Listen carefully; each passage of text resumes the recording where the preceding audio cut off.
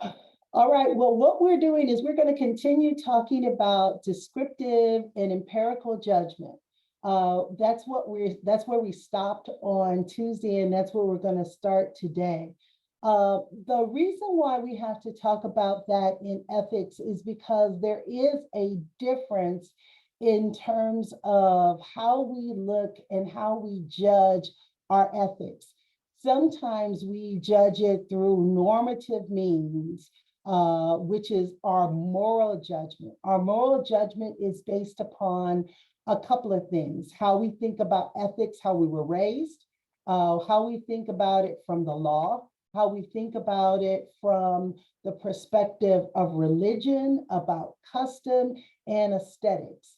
And then there is descriptive judgment. Descriptive judgment is based upon empirical data, usually data that comes from studies, from sociology, and from psychology.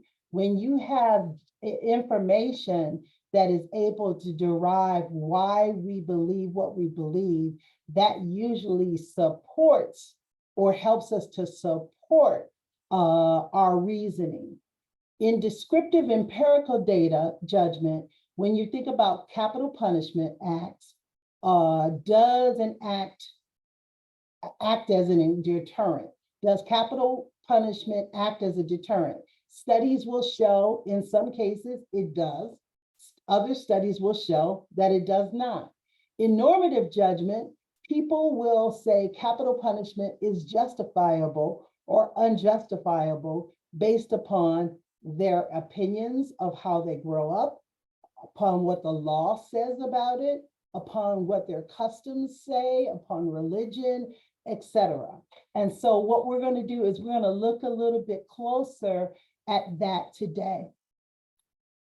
So I'm going to show you this chart, and this is really important for you to kind of take note of, because you will see this again.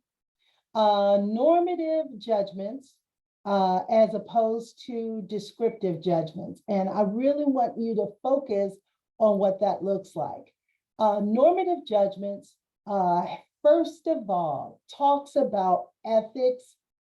Ethics, we grow up believing things from our families, from our neighborhoods, from our communities.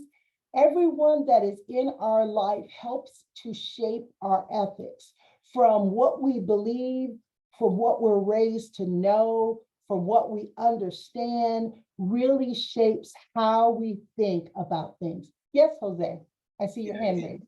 Can you share your screen, your PowerPoint? Yeah. Yeah, I was going to do that again. And Yeah, so what we believe, what we understand, what our family has taught us shapes our ethics. The law itself shapes our ethics. The law oftentimes is not a descriptive judgment, because people make laws. They don't make it based upon studies oftentimes. Sometimes they base it upon their own emotions, their own religious ideas, their own political reasonings to make laws, but not necessarily because of morality. It's all because of their opinion, their ideas, what they think is right or wrong. Professor, so is it fair to say that normative judgment is based off on beliefs, whereas descriptive is a little bit more based off on like studies and factual data? Right, empirical data. So it's usually based upon studies, not even really facts as much as it is studies, because when I do studies type like qualitative studies or quantitative studies of people, or I do data-driven things, this is stuff that I can interview you. Maybe I interview Brittany and Deidre, and I say, I'm going to interview guys and 100 more people like you who I'm going to ask you these series of questions, and then they're going to respond. And then I'm going to gather all this data and present this as a study. So this is data that has come from all these people. It doesn't mean that there is right or wrong. This is just a widespread study. So it gives us more information than it would be if I just asked Deidre off the street and then I asked Brittany off the street what they think about something. Does that So make is it fair to say that prescriptive judgment is backed by data? Data, correct. Empirical data. Very good. So that's why it comes from sociology and psychology. Normative judgments come from aesthetics as well. So in the case of a person who believes in art, or they believe in interior decorating, if I decide I want to have a modern living room, but then all of a sudden I put in a antique chair, although that might be a good decision for me as a homeowner to put that in my home, for a strict person in the area of interior decorating, they would say that ruined the whole modern vibe, because for modern decor, there are certain rules, and you don't put an antique in a modern decor. All right.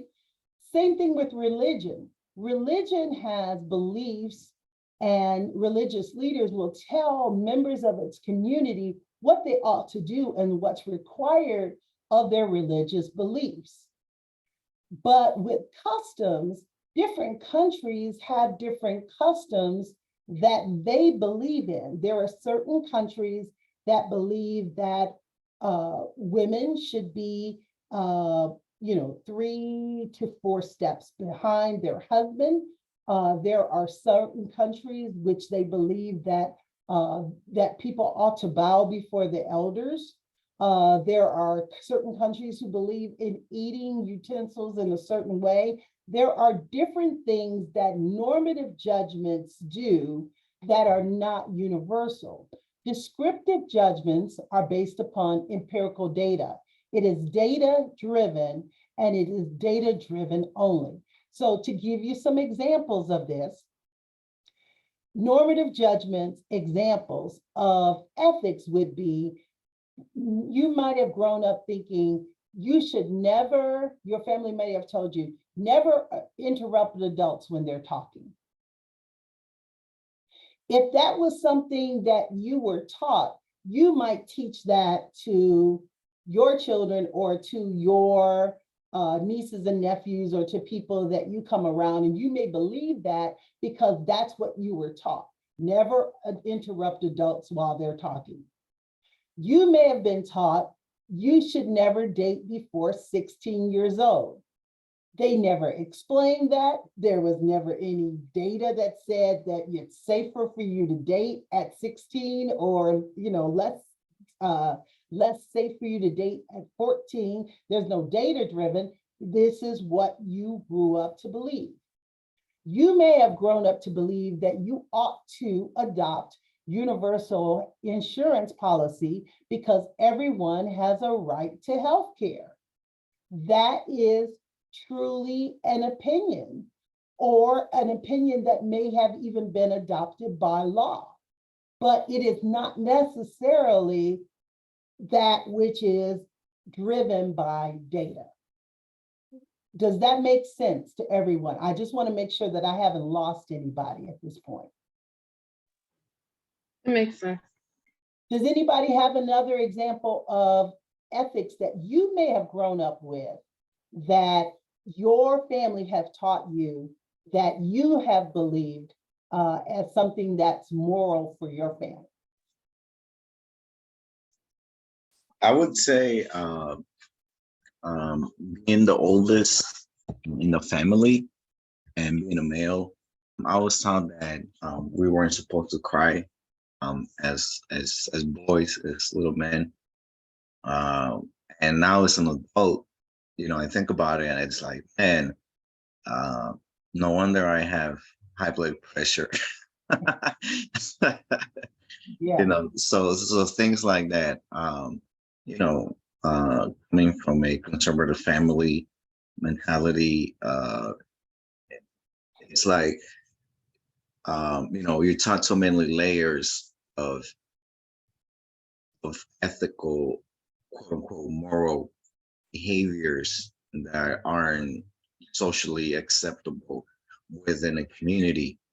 Uh, and as I grew into adulthood and as I became a father of daughters, I started to realize that some of the things that I was taught as a child really contradict uh, who I am as a person. And there's even a clash of family norms that exist uh, within a certain community as well. Um, so just things like that's like, man, boys don't cry. It's like, yes, we do, but it's not it's not how can I say this? It's not trying to be disrespectful to anybody, but at the same time, it's like if we're all human beings in a way. So for somebody to tell me that I cannot express a human emotion, I just feel that's wrong. And that can be, I guess, backed up by a sociological and um, no, seeing how when you're able to express yourself, you relieve some of that tension or some of that aggressiveness that could be bottled in, that eventually expresses itself in, toxic behavior. Yeah, that's a good example. Thank you for sharing, Jose. Anyone else want to share?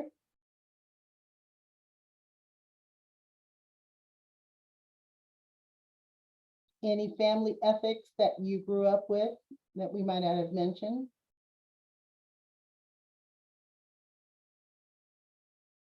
Okay, well, moving on. So the law. I'm sorry I couldn't unmute. Oh, no, you go. Because I have kids playing in my background. Okay. Um, Mine was kind of whatever happens in the house stays in the house. Okay. Um, as far as anything, you're not supposed to tell your family business or whatever. That was one of the things that I grew up with, which is kind of traumatizing as a kid because you really don't know, like, you really don't feel comfortable with saying anything to anybody because um, you're being taught not to say nothing, Mm-hmm. basically. So sometimes in households, traumatic things happen and you really can't express yourself about it. Um, so I'm from Detroit. I recently moved. I bought a house in Detroit, but I was living in Kentucky for 16 years. I recently divorced and I have 6 children. So me and my kids moved here. 2 of my children stay with their dad. I have 5 boys and 1 daughter. My oldest stay with his dad because he's in AAU and he plays varsity basketball and he has some scholarship stuff going on. So I didn't want to move him around. But I kind of let my children express themselves freely. I don't tell them to keep everything in the house because that's kind of not, it's not good. Like, I mean, it is to a certain extent, but there should be nothing going on in the home to where you have to tell your children that. Yeah. You know what I mean? So I kind of give them um, free expression. Whereas, like I said, I moved home to Michigan, and my family sees it as sometimes disrespectful if they tell them how they feel. So, but I have to explain it to them like, well, if something happens that isn't supposed to, or um, something happens, period, I want to know. So I feel like when you tell your kids that, you're shutting them off from communication, with open communication with you as well, because when you're a child, you don't understand that. Like, it's like, don't say nothing, Um, and so well, my parents, they feel like I shouldn't do that with my children, but um, I just see it as them having a voice, which I didn't have when I was younger, to be able to speak out and say certain things or tell people how I feel, because of that stigma. Like, what happens in the house stays in the house. And it really makes you afraid to talk to anybody, including your parents. So I did away with that. And so I let my kids tell me how they feel and speak to me freely on every situation, because if I don't, I'll be in the dark about certain things, and the Yeah, way life is, and the way everything is evolving now. It's a lot going on, from sexuality to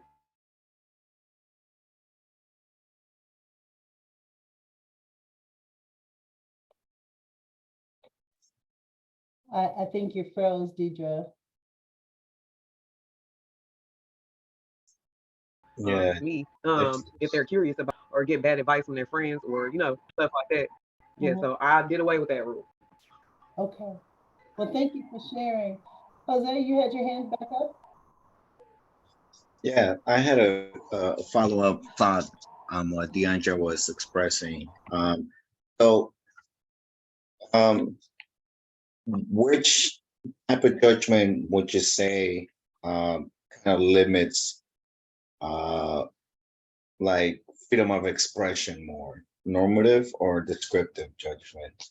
Like you said, there's certain like even in my previous example, that boys don't cry in a way that kind of I would categorize it as a normative judgment, because of customs and family ethics, and like, oh, men are supposed to be, capable of standing anything per se.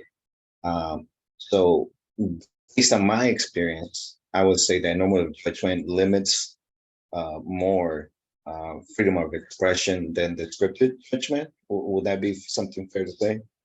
Well, normative is just what it is. These are the norms by which we develop our ethics. Descriptive is all related to data. So if you think about data from descriptive, and you think about everything that's normative, things that we normally believe from an ethical standpoint, from what we grew up to believe, from what we know from the law, from what we know from aesthetics, what we know from religion, what we know from customs, then you'll always have that straight. Just think D, descriptive data, normative, think about everything else in categories. But if you think about empirical data, think about descriptive judgments, and then everything else you can categorize.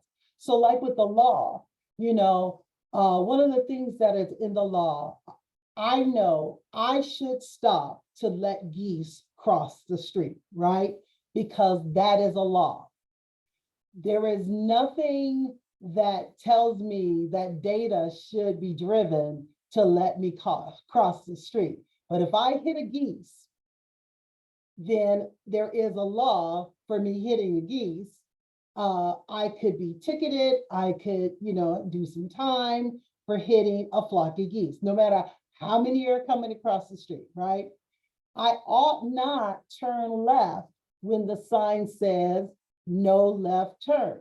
Now, I could turn left on it, but I risk getting the ticket from turning left on that, right? Littering in the park is wrong when the sign is posted by the garbage that says do not litter. I could still litter, but I could get a fine from littering. It's normative judgments. The law is the law because someone made a decision that these things should happen. It wasn't necessarily driven by empirical data, but someone made a law. We know that from our Constitution 101. You know that to make a law, that someone had to come up with an idea. It had to be introduced to a congressman. A congressman had to introduce a bill. The bill becomes eventually, when it's voted upon, and it becomes a law once it's signed by the President of the United States, right? In religion, as opposed to aesthetics, because we kind of talked about the aesthetics itself. Well, I'll go back to aesthetics. Aesthetics is if I have, excuse me, an art gallery, I'm not going to put a Rembrandt and a Picasso in the same room. Why I'm not going to put a Picasso and a Rembrandt in the same room? Why do you think that? Chris, why do you think that I won't put a Rembrandt and a Picasso in the same room?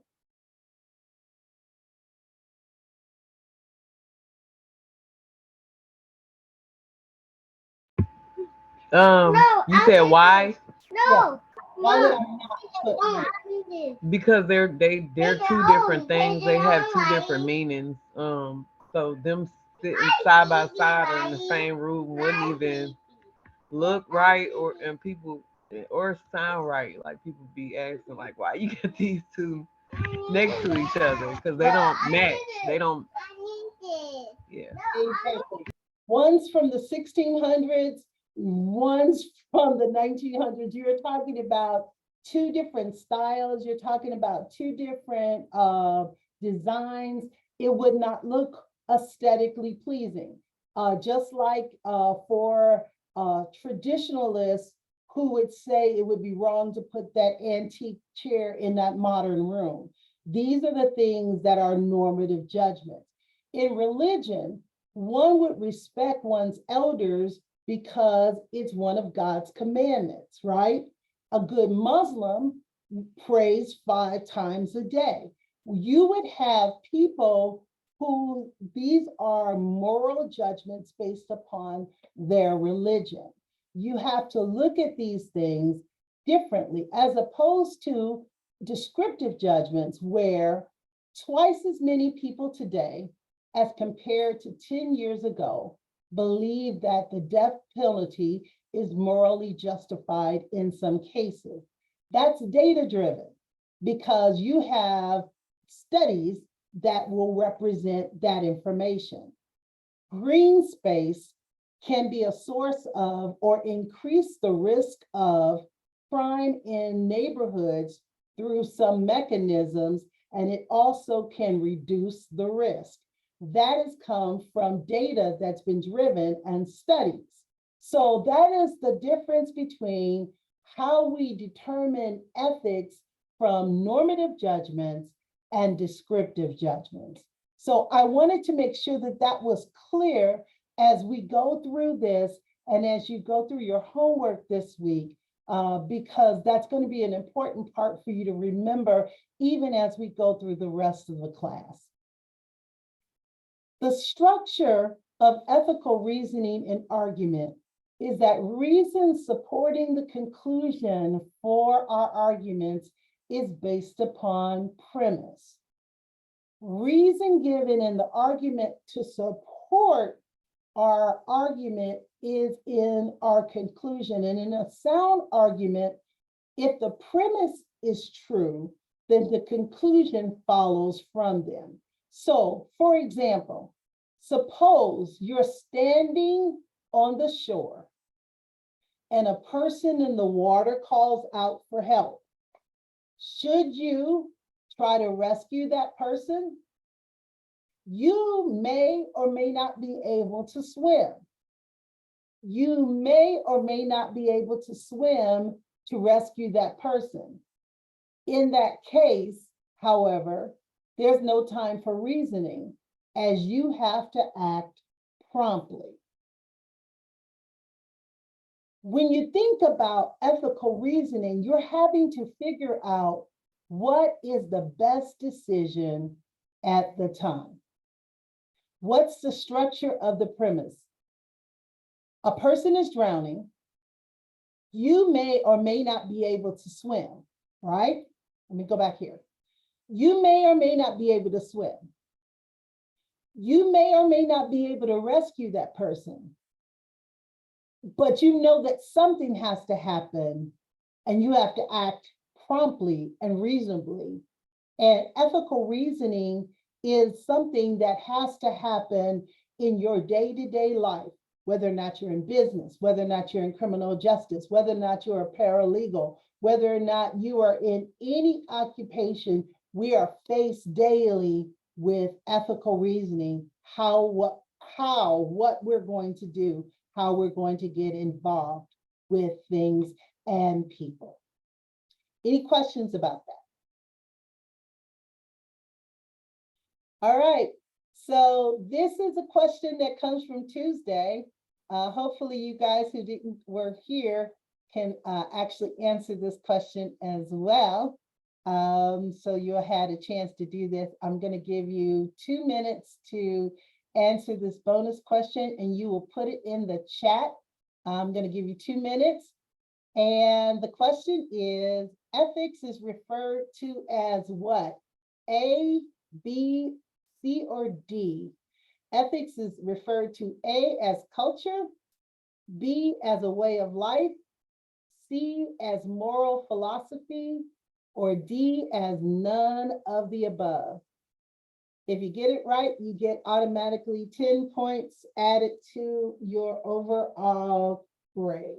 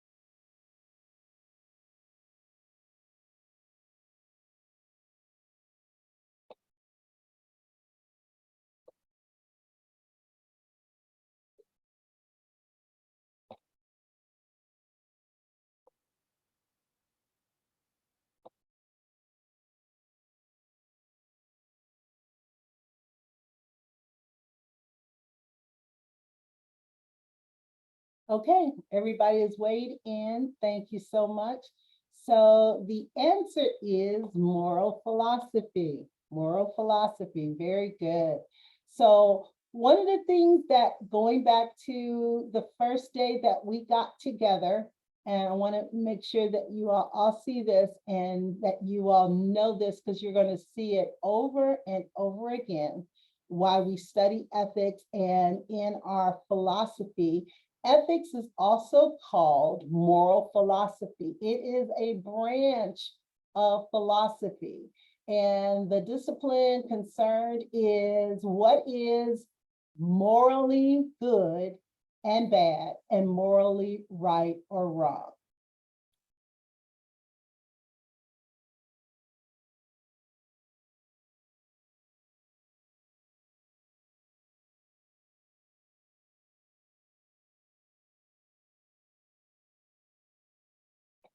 So for those of you got it right, you'll get 10 extra points. Thank you very much.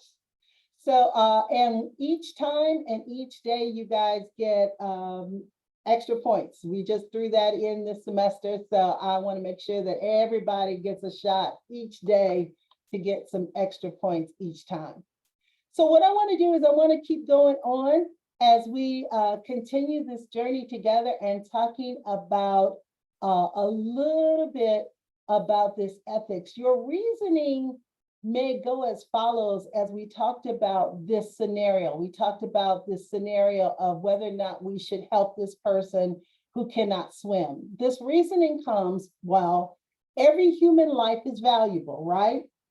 If we think that every human life is valuable, whatever has a good chance of saving such a life should be attempted.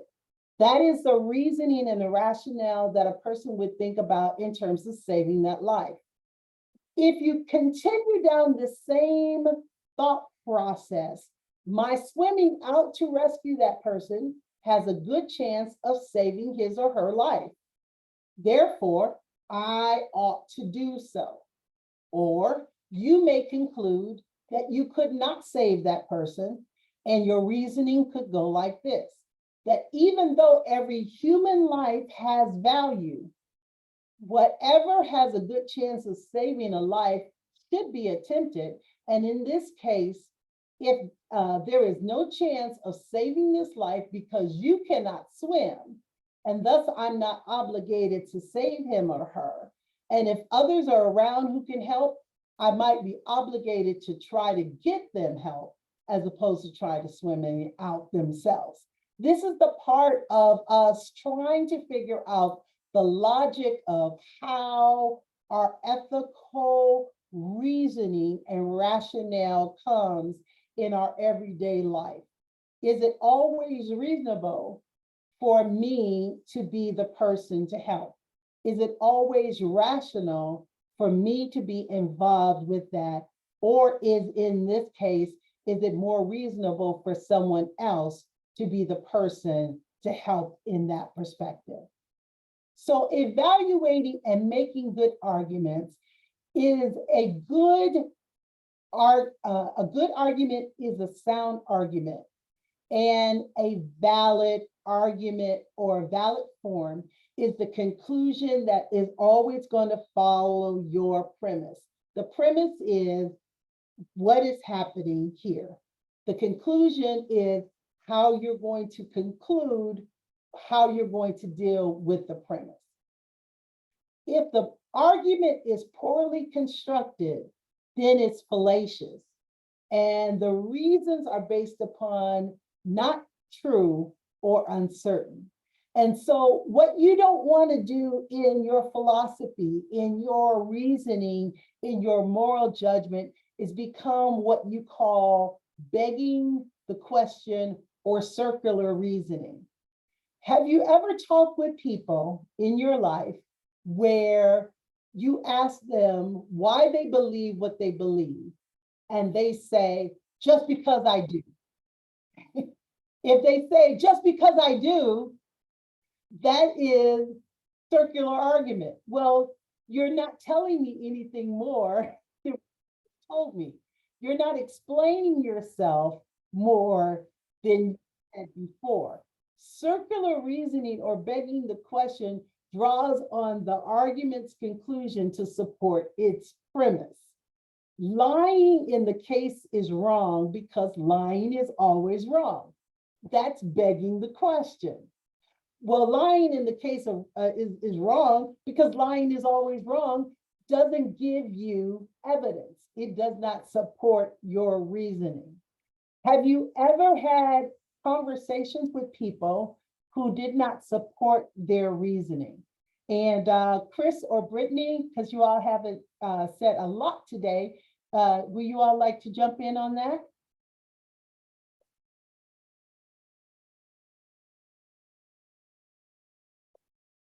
Hey, can you repeat that last part?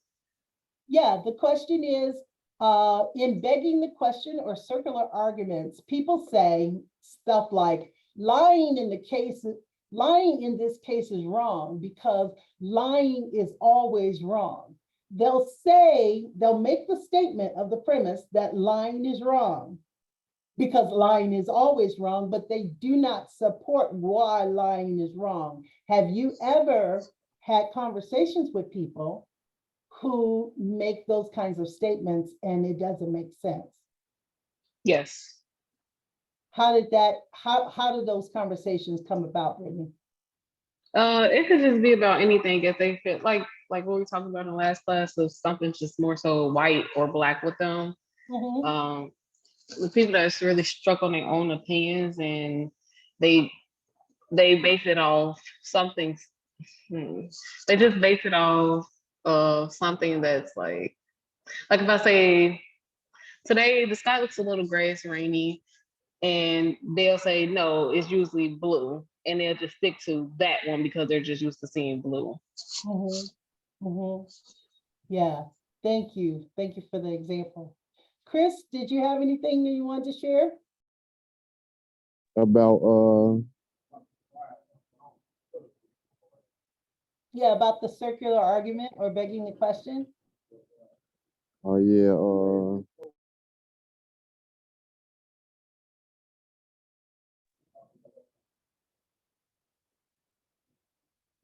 yeah, I have had that conversation with people before as well when they'll just blurt out and say I'm lying or it just make it seem like something. I mean, I'm always the like the aggressive in the argument or something like that. Okay, but they don't give you any reason or any rationale for it. They just kind of go in a circle.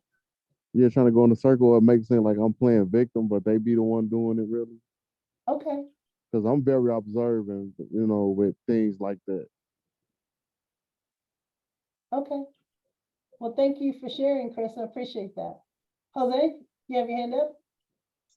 Yeah, so in what category would the saying either you're with me or against me, would that fall within that argument of like you know not having a necessary or valid reasoning uh behind the explanation of the circumstances? That's kind of begging the question. Yeah. Are you with me? Are you with me? It's kind of, either you're with me or are you with me? It's begging the question where you're not really giving a reasoning or a rationale why you should be with me, because you're just saying that you just need to be with me. So it's almost begging the question, but you're not giving, it's a fallacious argument. It doesn't give you any strong reasoning and rationale for that. Yes, good observation. So in ethical theory, we're looking at ethical theory as a systematic exposition of a particular view. When you're looking at ethical theory, and we're going to be looking at theory from here going forth. You're going to look at the theory. There's always going to be a principle, and each of those philosophers are going to have an ethical judgment. The theory provides the reasons why they believe what they believe, or the norms for judging acts to be right or wrong, or gives justification for their norms. The ethical principles are the guidelines that embodies those certain values. And these are what can be used in particular cases and the actions that should be carried out. So as we start looking at virtue, ethics, as we start looking at Kant's theory, as we start looking at utilitarianism and some of the other theories, you will see that the authors will present their theories. They'll say what their principles are, and then their judgments to have you to act a certain way or to behave a certain way based upon their theoretical framework. So that is kind of what you're going to continue to see again and again, that the theory is going to follow the principle and how they come up with their ethical judgment. So just kind of remember that this is going to continue to come on. You'll have this to look at in the future because you'll have this in a PDF, but you'll see that every theory that we go through starts with a theory. They're going to talk about their principles, and then they're going to encourage you to think or behave or to act in a certain way. So theory, principle, judgment. The other thing that you're going to see consistently, whether or not we're looking at moral theory, egoism, contractualism, utilitarianism, deontological ethics, natural law, ethical ethics, or feminist ethics, whatever ethics we're looking at, everything starts with these three things. You're going to see this over again. Motive. What is the motive for my ethical theory? What is my action from this theory? And what are the consequences? Whatever motive I start with is going to precede my actions. Whatever my actions are going to produce whatever consequences that come along the way. So if I were to take capital punishment, for example, if my motive is that based upon my normative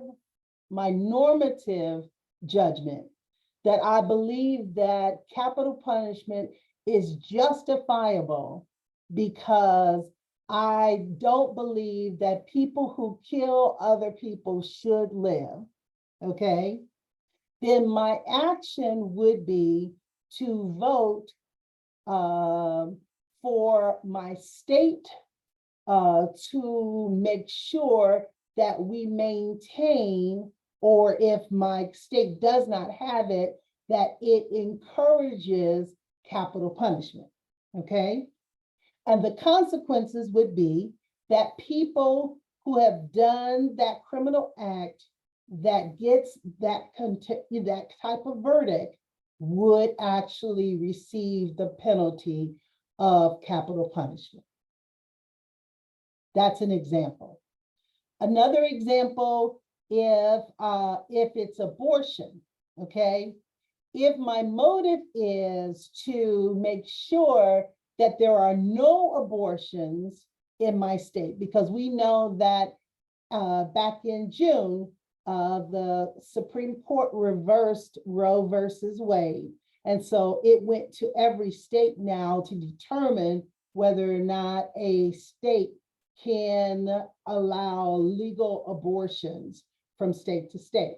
So if my motive is to keep my state from permitting abortions, and my motive is that I am pro-life, then my action would be to make sure that there is legislation set up to make sure that there is no monies given to clinics that would help with abortions, that I make sure that the legislation does not permit for any pills that would allow for women to have one, and also that I would make sure that there was criminal laws against any doctors who would try to assist in that. And then the consequences would be that no woman would be permitted for any reason to have an abortion, okay? So those are kind of the things that you would have to look at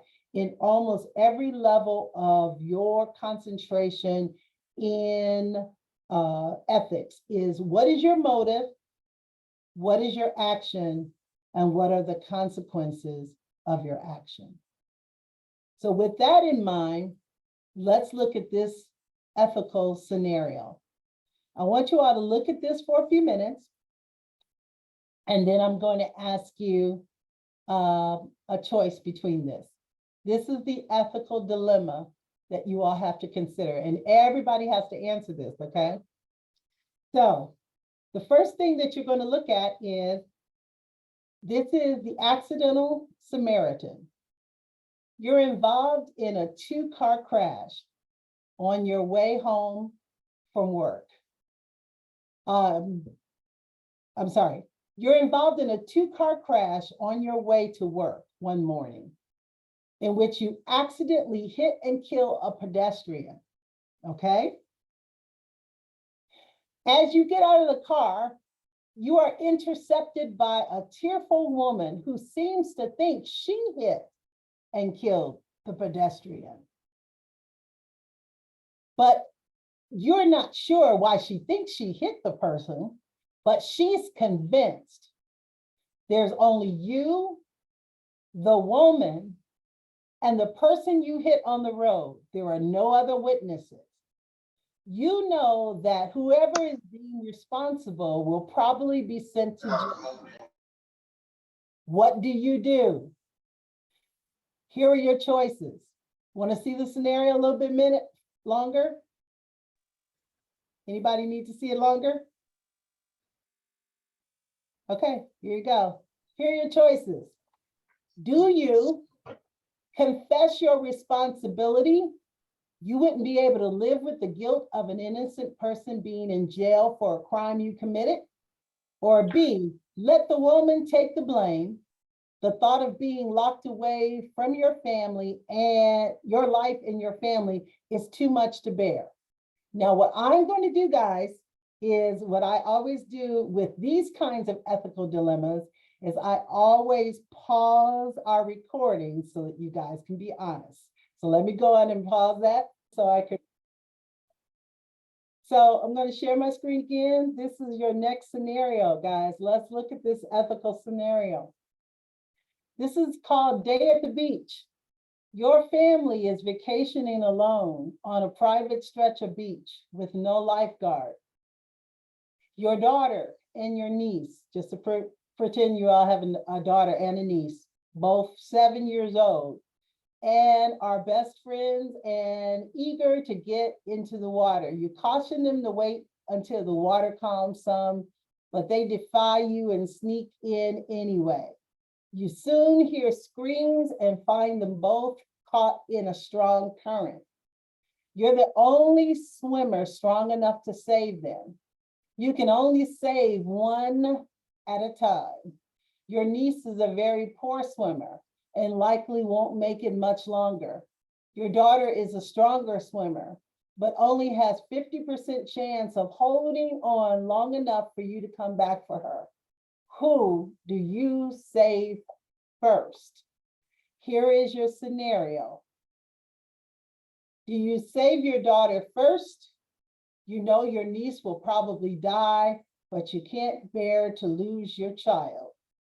Or do you save your niece first? Hope that your daughter can hold on long enough for you to come back for her. Let me go on and stop this recording before you answer.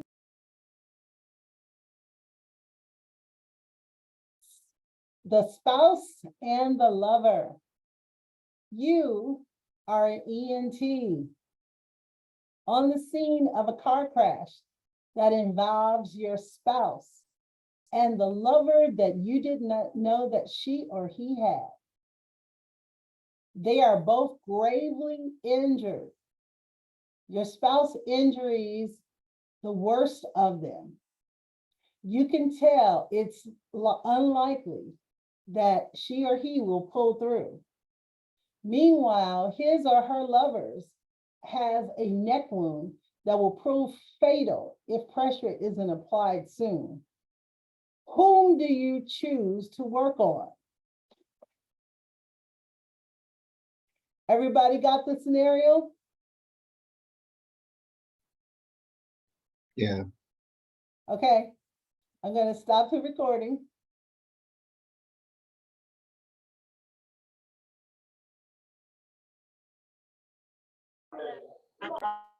So real quickly, we're going to cover, and I said this on Tuesday, we're not going to really get deeply into chapter 2. You can read this on your own, but I wanted to cover chapter 2, religion and global ethics, because it's important for you to understand this as well.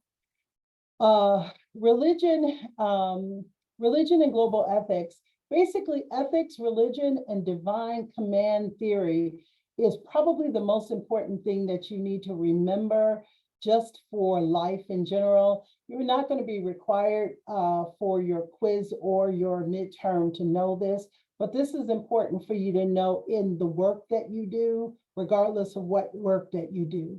The key element for many religious moralities is the view that certain things are good for us to do because this is what God wants. And whether or not God has, whatever name God has, that's what many religious moralities is based upon. This conception is based upon what they call the theory of divine command. It's called the divine command theory. And the idea is that there are certain actions that are right because they are what God wills for us. And so whether or not you're a Muslim or a Hindu or a Buddhist or a Christian or, or any other kind of religion, your God has certain actions that are right because that's what your God wills for you. It's called divine command theory. This is something important for you to understand in philosophy and to understand in ethics, because that is what drives religious people to do the things that they do. When you hear about people who say that the reason why they killed a group of people in the name of the Lord was because they did that because of what they consider a divine command theory. Religious pluralism is the idea that there are diverse or multiple paths toward a common truth. And this is associated with Mahatma Gandhi. Religious plurals are like John Hick, who claim that there are common core ideas found among world's religious traditions. And as Hick puts it, quoting an Islamic poet, Rumi, that the lamps are many, but the light are one. So people who believe in religious pluralism believe that there are multiple paths toward a common truth. There are some religions who do not believe that. There are some religions who believe that there are multiple paths to a common truth. And then there are some religions who believe that there is only one path to that truth. There's only one truth. Ethics, religion, and divine command theory. Many people get their ethical and moral views from religion. We kind of talked about that when we talked about normative judgments. Although religion includes other elements, most do have their explicit and implicit requirements or ideals for moral conduct. And in some cases, they contain explicit rules or commands, like in both in Christianity as well as in Islamic or Muslim religions. They will say, honor thy father and mother, and also thou shalt not kill. Some religions recognize or revere saints or holy people as they provide models for us and exemplify virtues that you should emulate. And then most religions have a long history of internal arguments and interpretations about their nature and, excuse me, and content of moral law. What I want to share with you is that the laws that come when you're talking about religion can look, when you're talking about global ethics and religion, can look a little bizarre to some of us. So one of the things that I wanted to bring out to you today was a practice that is no longer practiced as we know it today. It's called sati.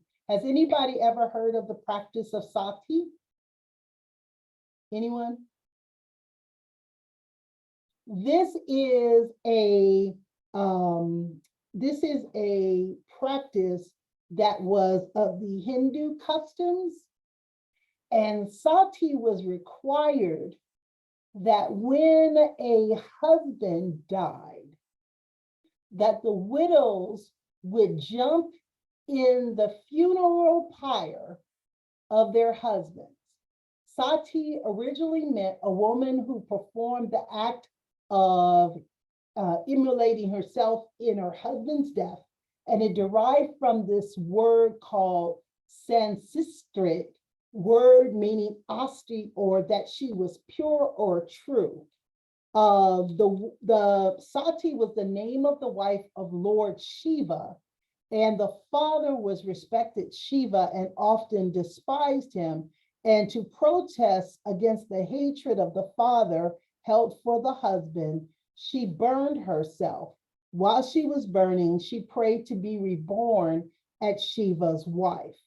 This did happen, and in her incarnation called Parvati, people used to justify and practice based upon this tale that she wasn't a widow, but quite unrelated to the state, which meant that whenever a woman or widow would have a husband who died, she would join him in the afterlife by jumping on that fire pit and dying so that she would be with him in the afterlife.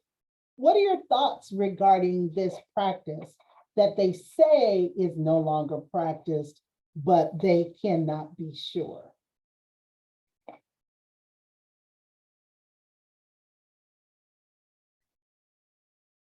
If I may, this kind of reminds me of a tradition within my family. When a partner is lost for whatever reasons, the partner passes away, that they usually mourn the partner for at least a minimum of a year, meaning that for a year, the partner that's left behind will wear black for the whole year. The partner will not attend any parties or even play loud music or anything. So the person will mourn the lost partner for up to a year. So it's not necessarily the same as jumping into a fire pit, but I think there's some similarities to that, contrasting both cultural dynamics of things. Thanks for sharing, Jose. Anyone else?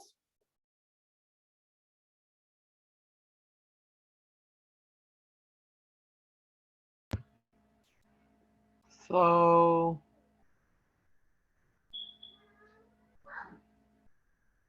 I'm sorry, what was the question? What are your thoughts regarding that?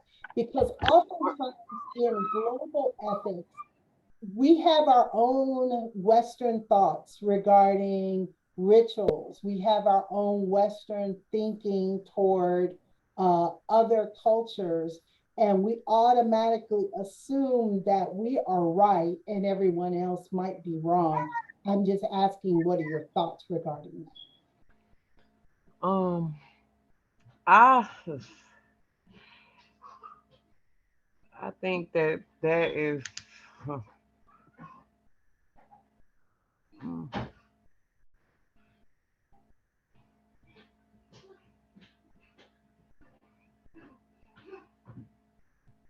I think that's weird. Just being honest.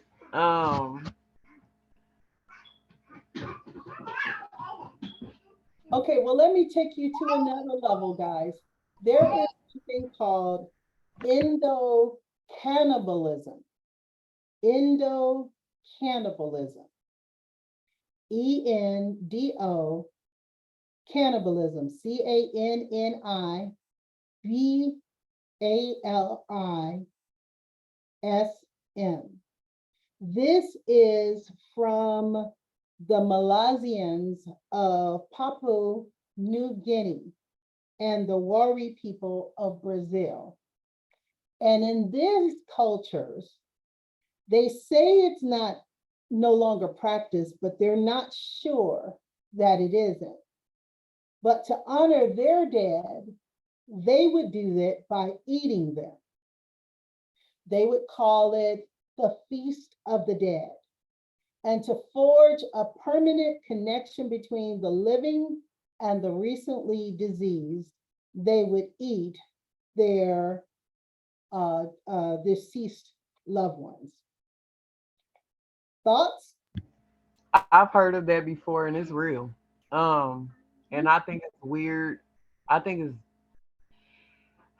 I can't say it's nasty because we eat animals, but who to think that you would want to eat some human beings? I think it's weird, but I'm not surprised by it because people it's a weird world we living in today. So I'm not surprised by it, but I think it's weird. The Hindi women in Viking times, they were slaves. The slaves would actually, when a Viking would die, would have to be chosen to actually sleep with at least 6 of the Vikings. And then she would have to be stabbed and hung and then put into the burial ground with the Viking at that time to be with him as a slave in the afterlife. All of these things are rituals of their religion. There is also the Dani people of West Pop of New Guinea who would cut off their own fingers, which seems really horrible and incomprehensible and also painful, but they would do that ritually because of the traumatic death of their loved ones. And what we have to understand in ethics, and particularly with global ethics and with religion, is that our religious practices in the Western world may be very different than the practices in another country or another part of the world, and may not be acceptable in our mindset. It may not be something that we can put our teeth into or even understand, but we have to understand that culture, background, and environment is going to impact how people interact, how people work through, and then understand that our moral compass is going to be based and shaped a lot around the things that we're exposed to, as opposed to what other people are shaped and around. Any questions for today as we close up today's week? Well, thank you guys for coming. I'm going to let you guys go. Next week, we're going to start on ethical relativism. So make sure that you guys get a chance to take a look at that. Thanks so much for being attentive. Look in Canvas for your quiz, not for your quiz, but for your homework. Today, I will be sending out to you and posting. So I'm going to send it via email, and also I'm going to post this PDF so that you don't have to worry about not having all the notes today. And if you have any questions, again, you have my telephone number. I'll put it in the chat again for you. And you guys can always text me, call me. Those of you who know anything about me, or if anyone has ever told you anything about me, I will respond to you. And just know that we are here to make sure that you all are successful in whatever way that we can. And I'm looking forward to spending more time with you guys. Have a great, great day, a great weekend, and enjoy your King holiday off if you guys are off on that day. Thank you, you too. Thank you. Good one.